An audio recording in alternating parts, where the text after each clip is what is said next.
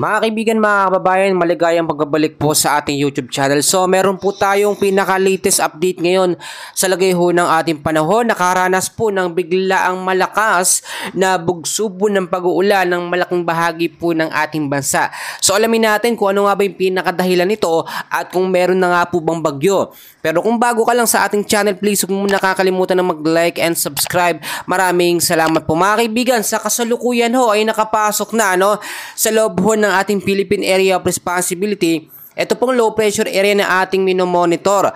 At ngayon po ito ay nasa medium chance na maging ganap po na tropical depression or mahinang bagyo within the next 24 to 48 hours. Kapag ka ito po ay pumasok na o naging category na bilang high chance na maging ganap na tropical depression, inaasahan natin na posible ito ang maging pangalawang bagyo o bagyong bising sa loob ng ating bansa. Magkagayon man mga kaibigan, marami po nagtatanong sa atin kung ano nga ba yung pinakadahilan ng biglaang bugso po ng mga pag-uulan, malakas sa pag-uulan, especially sa malaking parte po ng Metro Manila. Meron pa rin tayong weather system ngayon na minomonitor, ang localized thunderstorm at eto nga pong southwest monsoon.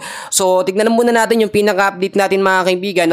Etong low pressure area mga kaibigan ko, kung titignan nyo po sa ating pinaka-latest track forecast, eto po ngayon ay may lokasyon ngayon na 930 kilometers east of Central Luzon at ang trap or extension po ng kanyang hangin ay nakakaapekto na sa ilang bahagi ng Luzon.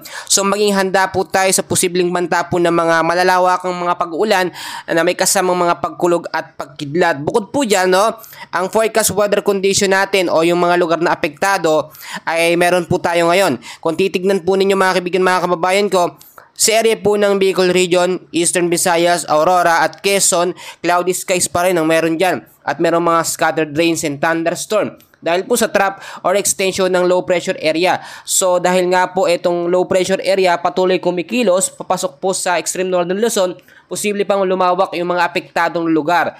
Sa area naman po ng Metro Manila, Mindanao, may maropa the rest po ng Central Luzon, Calabarzon at Visayas. Ang weather condition po dyan, ganun pa rin, maulap na kalangitan, may kalat-kalat ng mga pag-ulan. Nararanasan natin yan ngayon at meron mga localized thunderstorm, mga thunderstorm sa hapon at sa gabi, malawak ang mga pagkulog at pagkidlat dahil po yan sa southwest monsoon.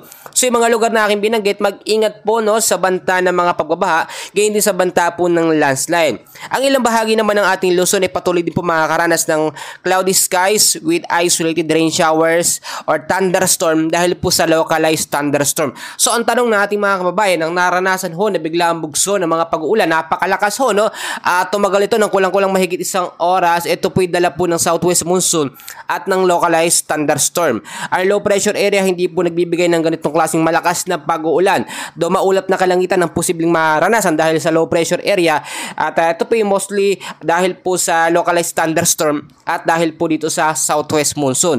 So dapat na bang pangambahan para maging pangalawang bagyo ito pong low pressure area na ngayon ay nasa medium chance at may chance na maging high chance na maging tropical depression or mahinang bagyo sa mga susunod nga po na mga oras. Sa ngayon, i-monitor natin yan patuloy mga kaibigan. So dyan lang kayo. And please huwag nyo kakalimutan na mag-like and subscribe. Maraming salamat po.